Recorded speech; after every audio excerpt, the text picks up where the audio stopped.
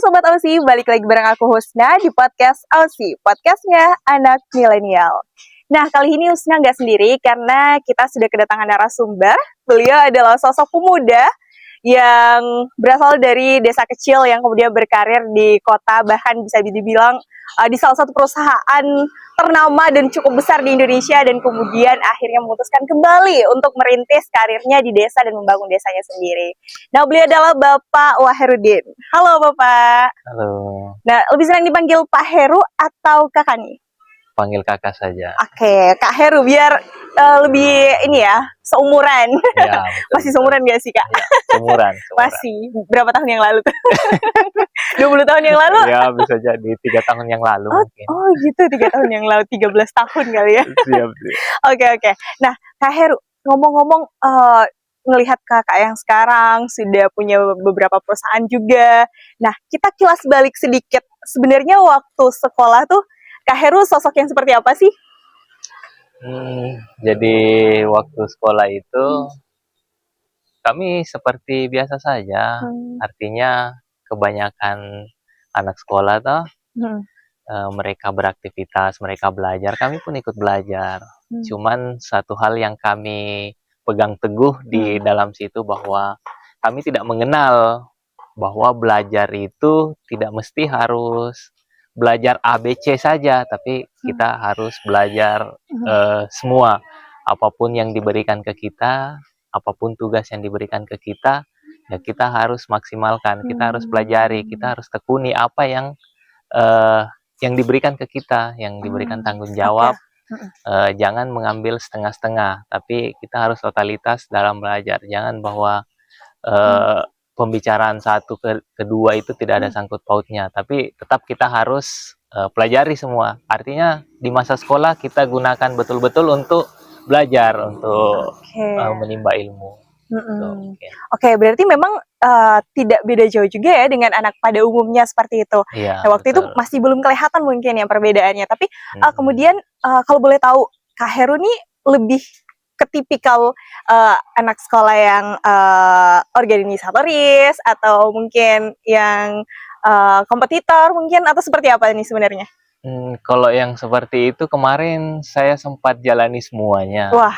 Ya, jadi mulai dari tipe pelajar akademis, organisasi, dan bahkan pun sebagai introvert, artinya sendiri, tidak mau diganggu, sendiri. Jadi semua itu saya jalani.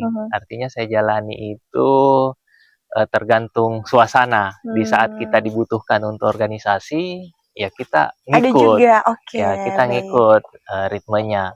Di saat kita dibutuhkan untuk akademisi, ya kita fokus dengan akademisi. Kalaupun nanti misalkan kita tidak mau diganggu atau gimana, ya itu kan privasi kami. Kami memiliki yang seperti itu untuk belajar. Nah, kalau kompetisi sendiri, Kakak juga sering ikut kompetisi? Ya, alhamdulillah. Sejauh ini selama menempuh pendidikan itu ya sudah beberapa kali mewakili Sulawesi Selatan, baik di ajang olahraga walaupun akademisi seperti lomba-lomba yang lainnya. Oke. Nah, Kak Heru ini lulusan dari Makassar ya, dari SMK berapa? Saya menempuh pendidikan itu di SMK 5 Makassar atau STM Pembangunan, kemudian melanjutkan pendidikan di Universitas Terbuka Bandung. Itu ambil jurusan perencanaan wilayah kota. Oke, ini yang selaras kemudian dengan pekerjaan sekarang ya, Kak? Iya, betul. Oke, teknik PWK.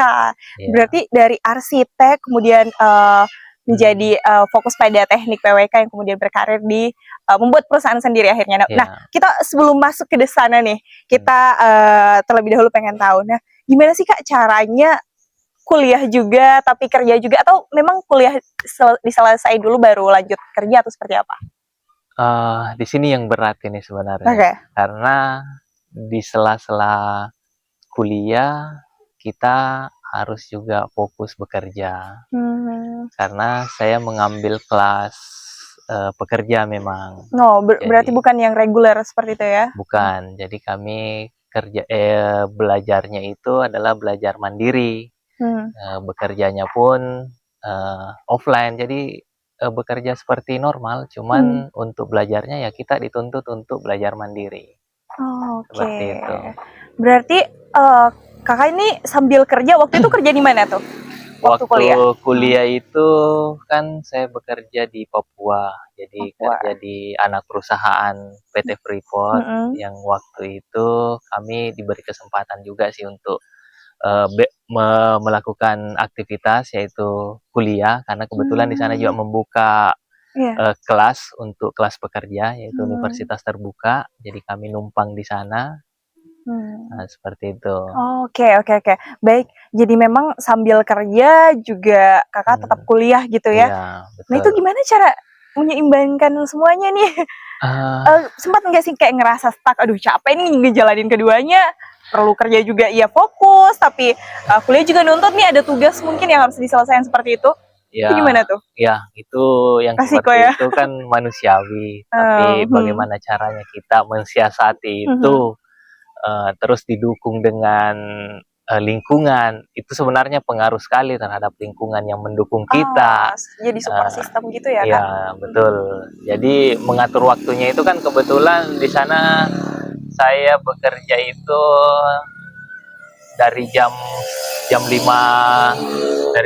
subuh sampai jam 5 sore. Jadi mengatur waktunya itu setelah pulang kerja kita kembali ke tempat masing-masing itu kita sempatkan waktu belajar. Sebelum kami sholat maghrib kami sempatkan sebentar. Habis sholat maghrib pun kita lanjut sampai isya. Habis itu sampai jam 9. Maksimal jam 10 gitu ya. Kita harus istirahat karena besok jam 5 kita sudah harus di kantor lagi kembali. Jadi seperti itu mensiasatinya ya. Terus kami biasa juga fokuskan di hari-hari libur. Misalkan hari-hari off kita gunakan untuk belajar. Salut nih, berarti teman-teman yang belajar di UT ini bisa dibilang adalah yang gigih juga ya. Maksudnya sebelum COVID kan biasanya teman-teman yang ngerasain kelas virtual tuh adalah yang mendapatkan fase COVID-19 gitu di 2019 kemarin. Tapi kakak sebelum tahun 2019 sudah sudah ngerasain duluan ya kelas online. Sebelum dikenal virtual ya kami sudah melakukan jauh sebelumnya. Kami mulai itu di tahun 2013. 2013, wah itu saya kelas berapa ya? 2013, oke. Nah Kak, ini kalau tadi sempat di-spill sedikit soal PT Freeport di Indonesia, ini kan termasuk perusahaan tambang yang cukup besar di Indonesia. Nah, itu gimana sih cara masuknya, kok bisa sampai ke sana? Waktu itu kami dikasih informasi ke teman mulut ke mulut bahwa ada penerimaan di sana. Terus kami carilah informasi tersebut dan betul apa adanya. Kami diarahkan ke BLK Makassar waktu itu karena kebetulan waktu itu saya masih di Makassar stay. Diarahkanlah ke BLK Makassar untuk ikut seleksinya. Waktu itu kami seleksi sekitar 2000-an orang waktu itu, dan alhamdulillah kami termasuk salah satunya yang diterima waktu itu untuk bekerja di sana. Wah, luar biasa, patut untuk diapresiasi nih orang-orang gigih yang pekerja keras ya, pantang mundur ya, dan ya apa ya namanya ya, hasil tuh tidak pernah mengkhianati yang namanya proses ya Kak. Jadi memang harus percaya deh sama diri sendiri bahwa kita bisa, dan ya kakak berhasil ngebuktiin itu semua. Nah kemudian berarti kalau bisa dibilang karir pertamanya kakak itu di perusahaan tersebut atau sebelumnya sudah sempat bekerja juga? Sebelumnya sudah pernah bekerja 2 kali waktu itu. Waktu itu kan saya lulus SMK itu kan memang sudah ada basic karena sekolah kami kan anak SMK ya. SMK 5 itu kan 4 tahun dan sudah dimodali basic, yaitu kebetulan waktu itu saya ambil jurusan arsitek waktu itu kan. Dan sebelum selesai pun kami sudah dipanggil di masa prakering itu, kami sudah dipanggil bekerja waktu itu.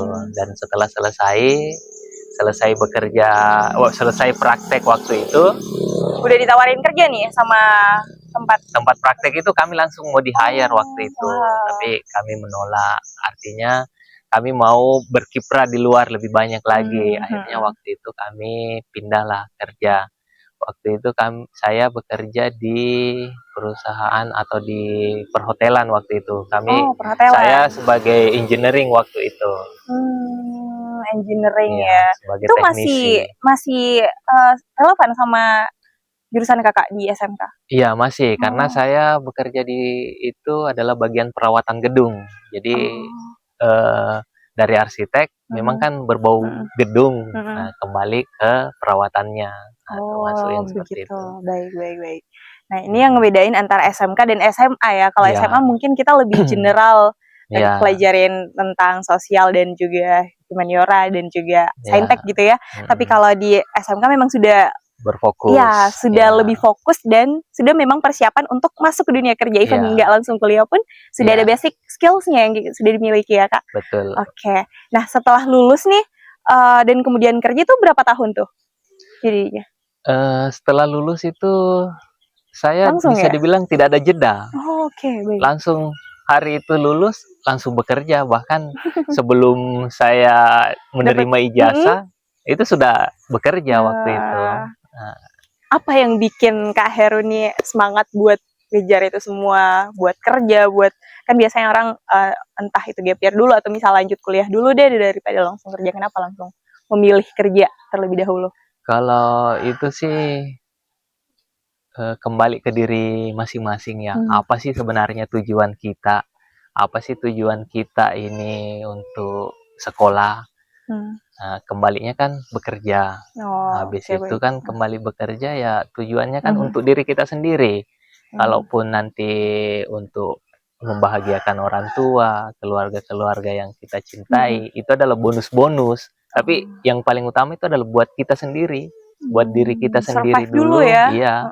Nah, setelah kita mampu mengembangkan diri kita, baru kita bisa mengembangkan yang lain-lain. Nah, seperti Berarti itu. juga pengadut prinsip ya, kita harus kenyang dulu nih buat ngasih makan ke orang lain kalau kita mau kasih makan. Jadi kita harus punya basic dulu sebelum. Oke, baik. Menarik nih. Wah, konsep hidup yang juga banyak diterapin sama orang juga nih, Kak ya. Memang kita harus siap dulu dan harus baik dulu biar kita juga bisa nolongin lebih banyak orang gitu. Betul. Bikin bahagia banyak orang juga. Seperti itu. Nah, oke. Nah, setelah di PT Freeport itu berapa lama di PT Freeport-nya, Kak? Di Freeport itu saya sekitar 7 tahun. 7 tahun. Kurang lebih 7 tahun. Ya. Dan kenapa akhirnya memilih untuk berhenti di karir tersebut? Yang bisa dibilang, wah, banyak orang yang memimpikan posisi yang kakak emban pada saat itu. Iya, kembali lagi. Tujuan utama saya kerja di sana itu adalah untuk membangun diri saya sendiri. Di sana itu saya betul-betul bekerja untuk mengumpulkan modal saya sendiri untuk kembali ke desa. Jadi memang buat ngumpulin modal dulu. Iya. Baik. Nah, setelah saya anggap mampu untuk berdiri, makanya saya memutuskan untuk berhenti bekerja di sana dan kembali mendirikan perusahaan di desa ini, di Provinsi Sulawesi Barat saat ini. Oke. Nah, berarti setelah memilih untuk berhenti di perusahaan tersebut, kemudian kakak langsung mendirikan perusahaan sendiri atau ada jedanya dulu, ngambil waktu dulu mungkin memilih karir lain sambil mempersiapkan, karena kan bikin perusahaan tuh nggak gampang juga ya. Ya, betul. Apalagi kakak sudah lama nih di tempat orang, kemudian balik lagi ke desa, pasti ada beberapa perubahan. Iya, betul. Mendirikan perusahaan itu tidak mudah. Kalau mendirikan perusahaan sih mungkin hari ini mendirikan, besok sudah bisa jadi. Tetapi bagaimana kontinuitasnya perusahaan ini supaya bisa terus berjalan, nah itu yang paling penting. Nah, setelah saya berhenti bekerja di sana, memutuskan untuk kembali ke desa ini, saya sebenarnya menjajaki dulu apa sih sebenarnya yang bagus nih, yang cocok nih buat saya kembangkan. Nah, salah satunya kemarin itu saya kembali ke perusahaan lokal untuk mengetahui seluk-beluk di dalam sistem itu, bagaimana sih sistem di dalam itu sebelum saya mendirikan perusahaan sendiri. Nah, seperti itu. Jadi belajar dulu dari bawah, kemudian baru deh ketika ngerasa udah siap, udah persiapkan segala sesuatunya, akhirnya mendirikan perusahaan. Itu perusahaannya didirikan tahun berapa tuh, Kak? Perusahaannya saya dirikan tahun kemarin di awal tahun, jadi belum lama juga sih. 2023 ya berarti? Ya, 2023. Itu termasuk masih sangat baru ya untuk standar perusahaan, skala perusahaan.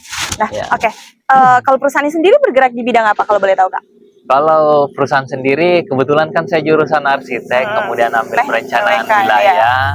Ya, tidak jauh dari itulah pekerjaannya. Jadi pekerjaannya bergerak di bidang arsitektur dan konstruksi. Oh, baik. Wah, oke. Nah, tapi kalau bisa dibilang ya, kita ngelihat stigma kebanyakan orang gitu.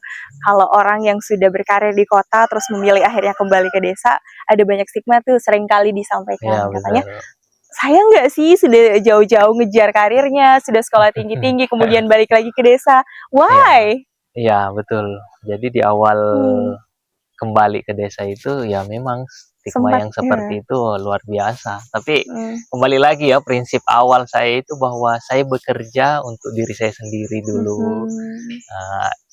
Dengan prinsip itulah yang saya pegang terus, bahwa yang kerja kan saya, yang menikmati nanti hasilnya kan saya sendiri. Jadi yang stigma-stigma seperti itu ya, anggaplah itu adalah fondasi saya kembali untuk lebih semangat lagi. Oke, baik. Jadi alih-alih dijadikan sebagai bahan makin down ya, bikin down gitu, justru menjadi motivasi ya, biar makin semangat. Kita buktiin bahwa kita bisa kok, dan apapun yang kita pilih tuh adalah sesuatu yang memang baik, dan tujuannya juga nggak jauh dari apa yang kita sudah targetin dari awal gitu ya. Iya, betul. Oke, udah punya planning semua, dan orang lain paling memang sih ya, kalau bisa dibilang orang-orang tuh hanya melihat dari hasil yang kita tunjukin aja. Mereka tidak mau tahu bagaimana prosesnya kita. Betul. Nah, oke. Nah, tapi tentunya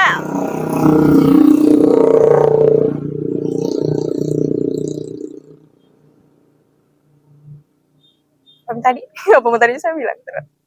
Oke, baik. Berarti meskipun sekarang berkarir di bidang konstruksi ini, di bidang arsitek itu, pastinya ada fase up and down-nya ya. Nah, penasaran sebenarnya apa fase Kakak yang maksudnya bisa dibilang titik terendah dalam hidup tuh, yang sampai bikin ngerasa aduh, hampir nyerah mungkin, atau seperti apa gitu, Kak? Di saat kita perusahaan itu sudah running dengan sendirinya, tapi tiba-tiba dapat kendala bahwa kegiatan ini diberhentikan. Akhirnya banyak karyawan kami, anggota kami yang harus diistirahatkan. Dan di saat yang seperti itu, disitulah kami berputar otak untuk bagaimana sih supaya karyawan kami bisa dipertahankan, perusahaan kami juga bisa berjalan. Di situ yang titik terendah, bahwa mereka harusnya punya hak untuk tetap bisa bekerja, bisa tetap berpenghasilan untuk memenuhi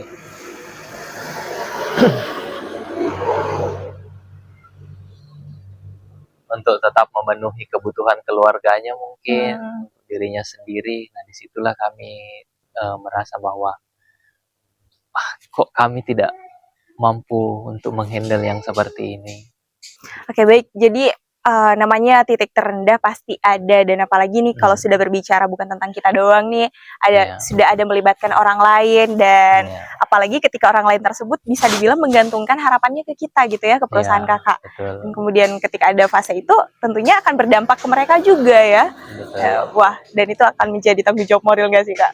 Wah, gimana ya caranya biar bisa up kembali nih, biar bisa bangkit kembali. Baik, dan itu adalah fase yang bisa dibilang sudah pasti dilewatin bagi setiap pengusaha sih ya, Kak. Iya, betul. Fase up and down-nya.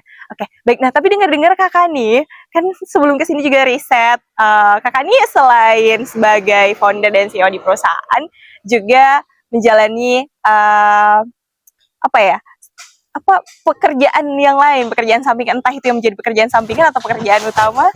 Nah, kakak dengar-dengar juga adalah kepala dusun di dusun Latibung ini, dan juga sebagai petani. Ya, betul. Wah, oke. Boleh diceritain, ini sebenarnya menarik karena banyak yang menilai bahwa menjadi petani itu adalah profesi yang rendahan. Ada beberapa stigma semacam itu, tapi tentu hal ini sudah banyak ditepis ya. Nah, kalau dari kakak sendiri ngelihat profesi petani dan juga profesi yang kakak jalanin saat ini. Kalau dari sudut pandang saya sih, bahwa petani itu adalah pekerjaan yang sangat mulia ya, karena betul-betul hasil dari alam yang kita ambil, dan saya anggap itu bahwa pekerjaan yang minim resiko lah. Minim resiko. Kalau versi saya sih. Dibanding menghandle perusahaan ya. Iya, betul. Pusingnya itu kalau menghandle perusahaan, wah luar biasa. Tekanannya kiri kanan. Sedangkan pertanian itu atau petani itu, saya rasa tekanannya tidak seperti perusahaan seperti itu, ya? itu. Kalau kita menghandle perusahaan, makanya saya bisa jalankan semua itu sebagai petani dan sebagai pengusaha juga, karena petani itu saat ini saya sudah berjalan dengan sendirinya. Artinya kami didukung dengan lingkungan sekitar, keluarga terutama sangat mendukung. Makanya pertanian itu saat ini saya sudah autopilot, jadi tidak perlu lagi menghandle seperti perusahaan yang baru saya rintis ini. Karena bisa dibilang perusahaan baru. Oh, berarti sebelumnya memang mungkin karena dari latar belakang keluarga petani juga ya, akhirnya berkarir di petani juga ini menjadi sebuah profesi yang sudah tidak asing lagi ya, sudah dari kecil mungkin dididik dengan terus akhirnya sekarang memilih juga untuk bertani. Dan itu adalah posisi yang mulia gitu. Siapa sih yang nggak butuh makan sekarang ya? Siapapun manusia di muka bumi ini tentu butuh makan, dan itu hasil dari kerja keras petani gitu. Oke. Nah, kalau di pertanian kakak bergerak di pertanian apa? Jangka panjang, jangka pendek? Di awal itu setelah resign di sana, setelah resign di resign di sana di mana? Oh, perusahaan. Perusahaan itu sambil mengurus pertanian jangka panjang, saya sambil juga pekerjaan pertanian itu jangka pendek. Jadi mulai dari tanam-tanam sayur, tanam-tanam palawija yang lainnya itu sudah saya jalani semua, sudah saya tekuni sebelumnya. Jadi banyak tidaknya itu saya sudah agak paham lah ceritanya untuk pertanian itu. Jadi dengan modal yang seperti itu, saya memutuskan bahwa untuk saat ini, karena saya berkarir untuk perusahaan, yang paling cocoknya itu ya jangka panjang itu tadi. Karena udah bisa autopilot, kita juga bisa tetap ngurus perusahaan. Penghasilan juga tetap ada nih. Alhamdulillah. Boleh di-spill dikit gak sih kalau antara perusahaan dengan pertanian penghasilannya yang ngasih income lebih banyak tuh dari mana sih? Kalau dari income itu sih sebenarnya dari perusahaan luar biasa. Aduh, baik. Tapi kalau dari segi pertanian itu gimana ya membahasakannya? Dia pasif gitu ya, tapi tetap ada terus. Terus lebih stabil, minim risiko seperti itu. Sama kayak kalau kita lagi apa sih istilahnya, investasi, ada yang resikonya lebih besar, ada yang minim gitu. Dan pertanian ini termasuk pekerjaan yang minim resiko ya Kak? Minim resiko untuk tapi dari pertanian itu sendiri ya banyak jenisnya. Seperti kalau misalkan sayur-sayuran itu dia tidak minim resiko, tapi hasilnya pun luar biasa kalau di waktu panennya. Berbeda dengan misalkan kelapa atau coklat atau kelapa sawit itu memang minim risiko, tapi stabil dia. Stabil. Cuman agak lama juga ya nunggu baru panennya seperti itu. Baik, berarti kalau mau di-compare nih, kakak berkarirnya di wira swasta juga tapi di pemerintahan juga loh. Ayo, belum dijelasin ini di pemerintahan juga berkarir. Wah, ini mengemban 3 profesi, pemerintahan swasta di apa sih istilahnya ya, di pertanian juga iya gitu ya. Jadi Iya. memang balance dari ketiga hal ini adalah dengan profesi yang berbeda-beda ini gimana sih caranya imbangin semuanya nih? Iya, betul. Manajemen waktunya gimana tuh, Kak? Yang susah biasanya ngatur waktunya. Ya, gimana tuh? Di saat bentrok sama-sama urgent, disitulah kadang kita memilih wakil. Didelegasikan gitu ya? Delegasikan di saat semuanya urgent dan kita harus turun tangan di situ, kita yang harus turun, yang harus mesti turun tangan ya.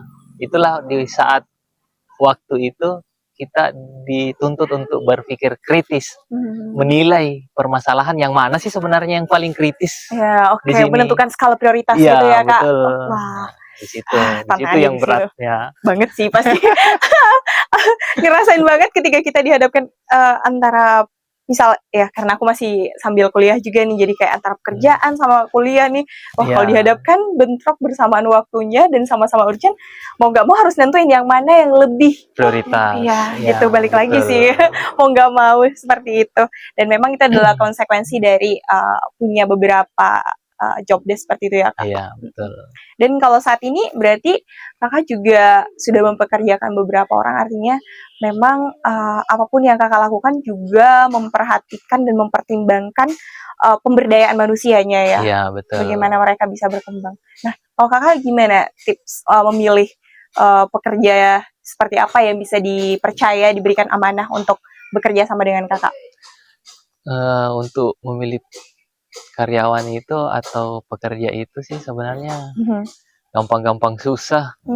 Tapi yang paling kita pegang pertama itu adalah kejujuran mereka, keulatan mereka. Itu sebenarnya yang paling utama buat kami. Karena kalau prinsip yang seperti itu yang dipegang, kami bisa mengarahkan begitu untuk pekerja kami. Oh, jadi harus pekerja keras ya? Iya, harus yang ulet.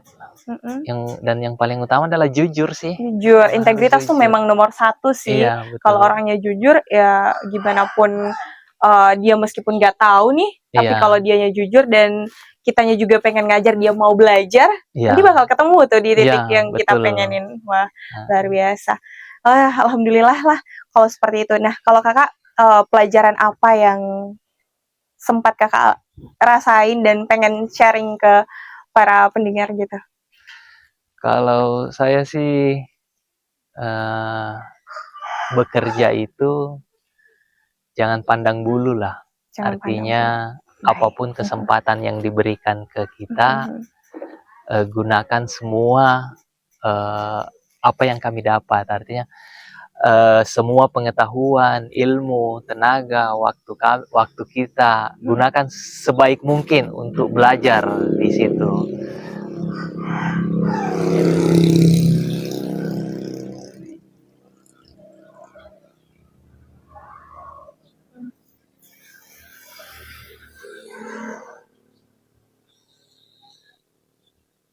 Karena kesempatan itu biasanya datang di beberapa tempat, tetapi kita harus gunakan semaksimal mungkin kesempatan yang ada sekarang ini. Jadi kita belajar dan terus belajar.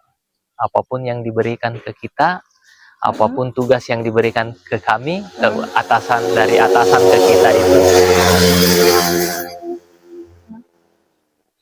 apapun yang diberikan dari atasan ke kita itu, kita harus memaksimalkan, kita harus kerjakan sekuat tenaga supaya hasilnya pun maksimal. Dan kembali lagi bahwa hasil itu buat kita sendiri dulu, untuk betul. Kita. Nah, oke, baik. Nah, tapi Kak, siapa sih sosok di balik layar yang menjadi support sistem Kakak selama ini? Akhirnya tetap semangat untuk berjuang dan ngelakuin ini semua. Karena selain diri sendiri pasti ada nih. Nggak mungkin nggak ada. Siapa sosok support sistemnya Kakak? Kalau support sistem yang paling besar itu mulai dari lahir ya pasti orang tua lah ya. Dan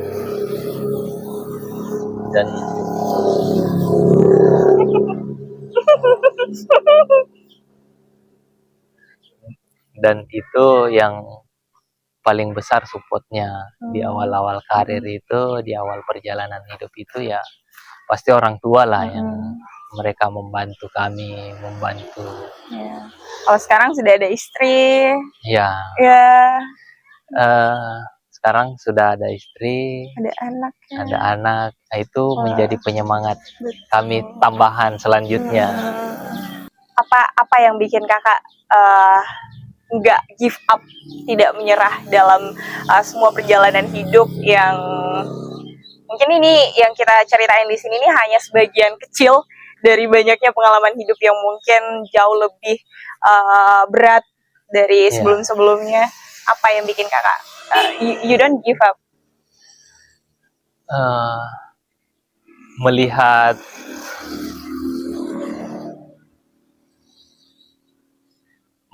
sekeliling kita itu masih banyak yang jauh dari di bawah kita itu yang mesti kita bantu. Apalah artinya kita hidup ini jika kita tidak bisa membantu mereka, membantu di sekeliling kita yang paling utama. Itu yang membuat kami tetap harus semangat bahwa tujuan hidup saya itu bahwa supaya dapat berguna buat sesama. Buat apa misalkan saya sendiri saja yang di atas angin tetapi tidak membantu mereka-mereka yang membutuhkan. Kembali lagi melihat keadaan di lingkungan kita bahwa masih banyak yang membutuhkan kita sebagai perpanjangan tangan mereka, walaupun rezeki itu bukan dari kami, tapi setidaknya melalui kami mereka bisa tetap melangsungkan hidupnya, mendapatkan rezeki, seperti itu. Wah, luar biasa. Memang sangat inspiring nih Kak Heru. Nah, oke. Baik, terakhir nih pesan buat para anak muda juga lagi berjuang dan entah itu baru memulai atau lagi running di karirnya mereka. Ada nggak pesan buat mereka biar tetap semangat nih menjalani hidup? Jangan pilih-pilih pekerjaan, fokus pada pekerjaan apa yang diberikan. Itu supaya pekerjaan tersebut bermanfaat buat kita, buat diri kita sendiri lah paling utama. At least gitu ya buat diri sendiri. Iya. Oke, baik. Udah cukup. Terima kasih banyak Kak Heru atas sharing sessionnya kali ini. Tentunya akan sangat bermanfaat buat para penonton dan pemirsa juga yang sudah menyaksikan video podcast kita kali ini. Dan terima kasih atas waktunya telah berkenan untuk membagikan pengalaman hidupnya yang luar biasa. Ya, semoga dari pelajaran yang kakak sharing bisa menjadi motivasi buat kita semua di sini, biar makin semangat, khususnya pribadi buat saya ya, yang masih kuliah juga, semoga bisa menyelesaikan studinya nih. Amin. Iya, dan terima kasih sudah berkenan untuk sharing Kak. Semoga dapat menjadi amal jariah dan manfaat buat kakak, dan semoga lancar terus usaha karirnya. Amin. Semoga bisa memberikan manfaat seluas-luasnya. Nah, itu dia sharing session kita kali ini bersama dengan Kak Heru. Sosok yang sangat inspiring dan tentunya banyak memberikan insight baru buat kita, memberikan banyak motivasi buat kita, terutama kaum muda, milenial yang juga lagi berjuang, lagi fase naik turunnya nih semangatnya. Semoga kita tetap semangat dan one day bisa membuktikan bahwa ini adalah buah dari hasil proses panjang yang kita lewatin selama ini. Dengan tidak menyerahnya kita, dengan semangat yang gigih, keuletan dalam bekerja dan banyak hal yang akhirnya membentuk kita menjadi pribadi yang insya Allah menjadi sosok yang selalu dirindukan oleh banyak orang dan tentunya memberikan manfaat buat banyak orang pula. That's all for us for today. Semoga nanti kita bisa bertemu lagi nih Kak di sharing session selanjutnya, di podcast selanjutnya, dan terus saksikan dan stay tune di podcast AOSI karena kita bakal hadir dengan narasumber juga, tema-tema yang menarik tentunya dan bakal menginspirasi buat banyak orang, insya Allah, amin. Baik, terima kasih and see you on the next video. Wassalamualaikum warahmatullahi wabarakatuh.